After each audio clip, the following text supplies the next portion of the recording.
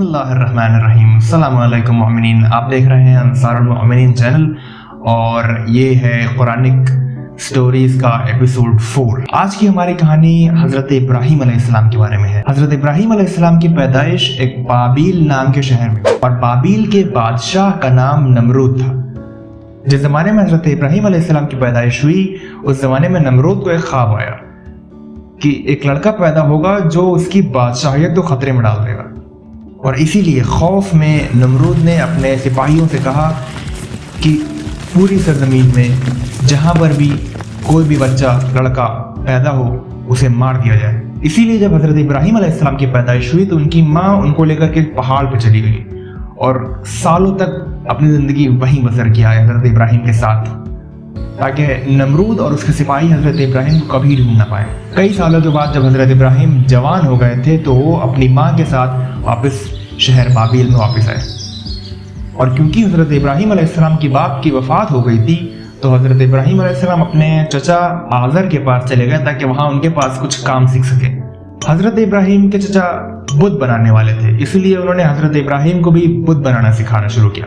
हजरत इब्राहिम बुत बनाते बनाते ये अपने ख्यालों में सोचते कि आखिर ये लोग ऐसी चीज़ की इबादत कैसे कर सकते हैं जो खुद बनाते हैं।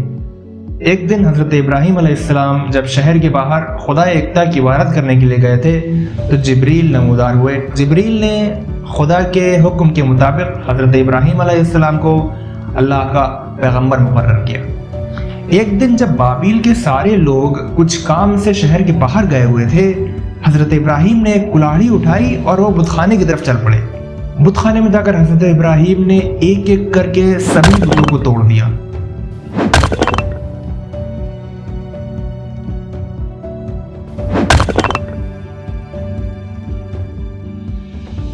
और वहां पर मौजूद सबसे बड़ा जो बुत था उसके शाने पर अपनी कुल्हाड़ी रख दी। ये खबर आग की तरह पूरे बाबिल में फैल गई और नमरूद के पास पहुंची। एक फर्द ने नमरूद से कहा कि उसने इब्राहिम को देखा है अपनी कुल्हाड़ी के साथ बुतखाने की तरफ जाते हुए।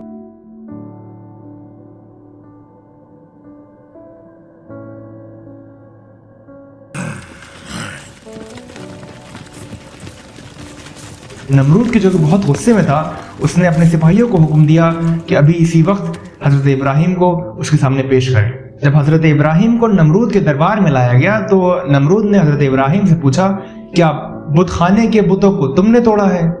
हजरत इब्राहिम ने जवाब दिया कि जो बुतखाने का सबसे बड़ा बुत है उसने सभी बुतों को तोड़ा है।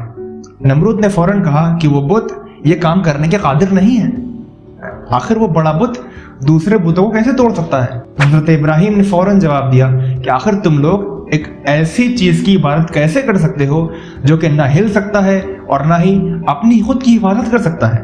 नमरूद को ये बात सुनकर इतना गुस्सा आया कि नमरूद ने यह हुक्म दिया कि हजरत इब्राहिम को आग में फेंक दिया। अगले ही दिन एक बहुत बड़ी आग तैयार की गई। बाबिल के सभी अफराद वहां पर मौजूद थे और नमरूद के हुक्म के मुताबिक हजरत इब्राहिम को उस बड़ी सी आग में फेंक दिया गया।